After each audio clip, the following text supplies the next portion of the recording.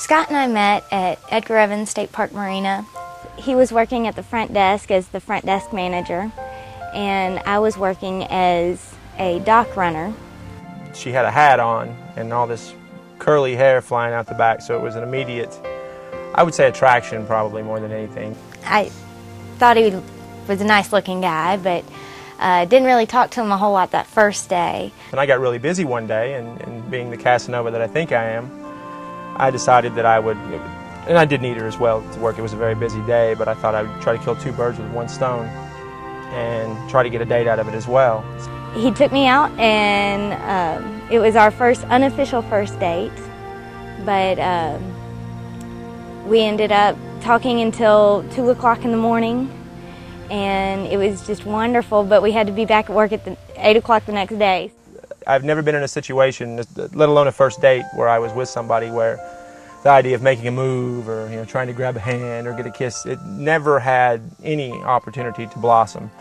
He came all the way back to Nashville with me from Cookeville on a Friday night so that we could go to my friend Casey Pueblo's birthday party.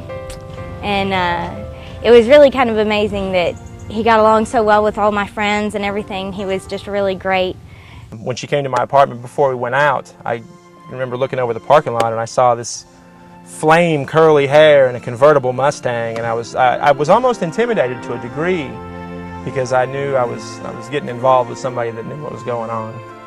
I always said that within 3 months I always knew, whether or not it was a good thing or not, and obviously before Scott I always knew it was a bad thing after 3 months. But Scott at 3 months went to a vacation with his guy friends in Destin, and he was gone for 5 days, I believe, but it was the longest 5 days to both of us. And I really think on that trip, for me, and I think it kind of clicked for both of us, is when it really christened to me that, this may be a lot more than what I thought. He came back and he said, I really missed you the whole time, and it was that separation that really made us realize that, we might love each other, that might just be a forever thing. And absolutely, I was pitiful when he came back, so it was a good time to come back together.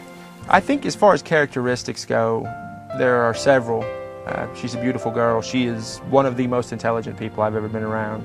But the one thing that I think anybody notices, and you don't have to be her fiancé to notice it, is if you're in a room and she comes in there, the light bulbs seem to kick up another 10 or 20 watts. I don't know what it is. You could call it eating up the scenery or whatever, but when she comes into a room, things have a tendency to perk up. She has an energy that I find totally amazing. He is a great people person. He's very funny and very a good communicator. He really cares about those around him, even though he might not always show it. He just really wants everybody, the best for everybody, and wants to make everybody happy. So he's just a very kind person.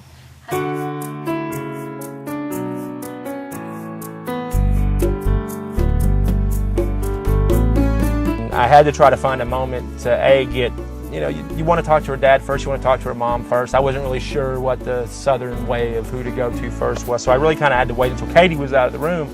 So I'm feeding them dribs and drabs as Katie goes to the bathroom, or Katie goes and gets a soft drink. So I'm talking really fast to her parents. I'm like, I would like to do this, I would like to ask your daughter to marry me, and I have a ring and I want to take a diamond out of it. I'm accentuating it for the fact, because I couldn't talk. I was trying to say so many things, it's so fast.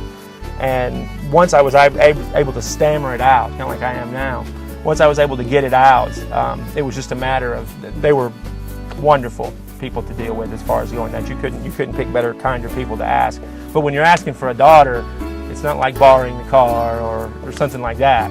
Scott proposed at Christ Church Presbyterian in Alpine, and it's just a beautiful church, and he actually tricked me. So I wanted to try to take some semblance of religion, and I wanted to pick a spot that for me symbolized, if you will, the most holy place we could go.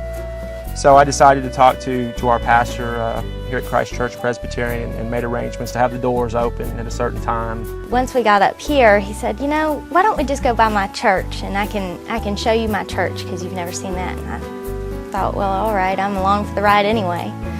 Well, he brought me up here and took me inside the church, and of course I just thought it was gorgeous. I loved it. But I really didn't have any idea that something unusual was going on until we were sitting in the front pew of the church, and he turned to me and he said, well, I've got something I need to ask you. And at that point it clicked that this was going to be my proposal, and it just absolutely, I was so excited. I don't even know if I said yes. I think I just flipped out and was like, oh my gosh, yes. I wanted to do it late enough to where the sun was coming through at a certain angle on a certain day. But it went off, pardon the terrible pun, but pretty much without a hitch. My engagement ring was actually given to Scott by my parents, who got it from my great-grandmother, Grandmother Billy, and she had it forever. My grandfather's father gave it to her, and it's just a beautiful ring. It's a family heirloom that we've treasured because it was hers for years, and I'm just honored that my family was able to trust Scott enough to let him have it and give it to me.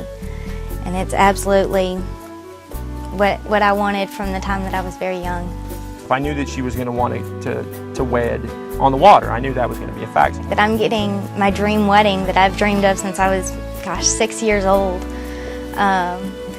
I've always been a boating person, and so when I was maybe 6 to 10 or so, I'd draw these pictures of how I wanted everybody to stand and how I wanted everything to look.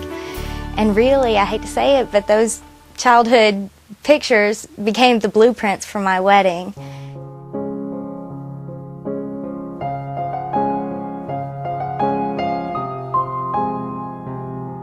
I have been tremendously blessed from someone.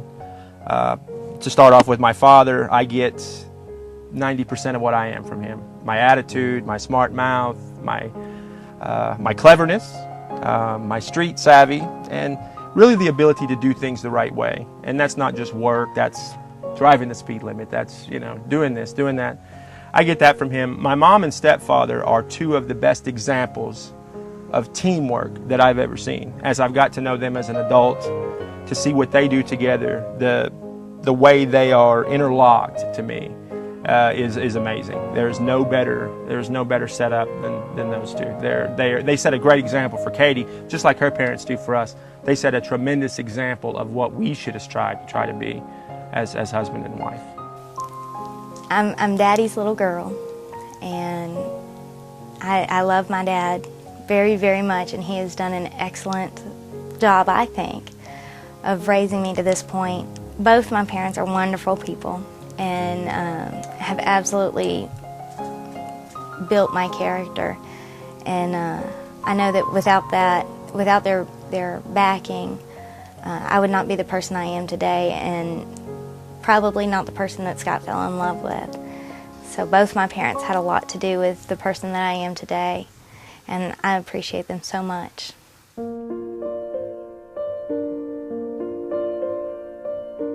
Something I'd like to tell Scott on our wedding day is that I truly believe that we have both met the people that we were meant to marry since before we were born.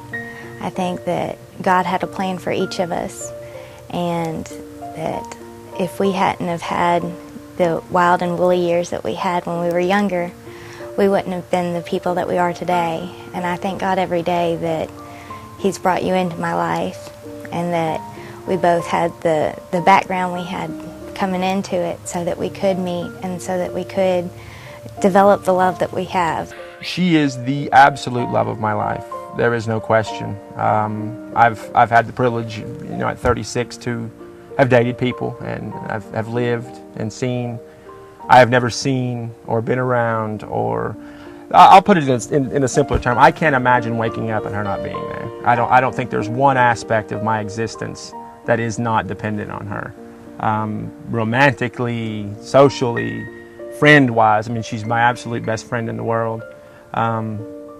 It's just impossible to imagine even the most mundane detail without her being there. I'm really just looking forward to living forever with the man I love. Scott is absolutely everything I've dreamed of in a man, and I'm really looking forward to building our life together, settling down, finding a home, having babies, and really just living to the age of as long as we can. The lake has always been a very key figure to my life, and meeting Scott there really was the icing on the cake as far as our love story. I can't imagine a more perfect place to meet my future love than at the lake. I hate to say it, but thanks to Center Hill, Scott and I are together. So that's why the location for our wedding is so important to me, even though it's so out there, and I know that many of the guests are going to have issues just trying to get out, and I really appreciate everybody that is going to be there, that will really be there to support Scott and I, and it's just such a special place to me. So thanks to everybody.